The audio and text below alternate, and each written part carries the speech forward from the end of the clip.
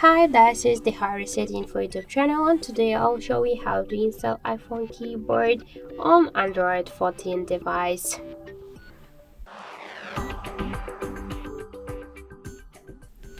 So open first the Play Store application, and in the search bar you should enter the green Apple keyboard. So now we should get this application. That's why tap the install button and wait a couple of seconds.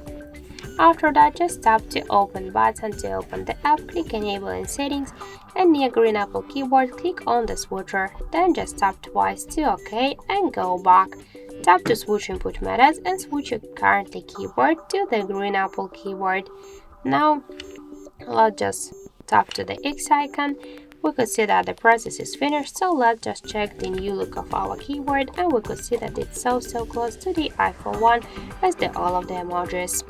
So thank you for watching, and if you find this video helpful, leave thumbs up and subscribe.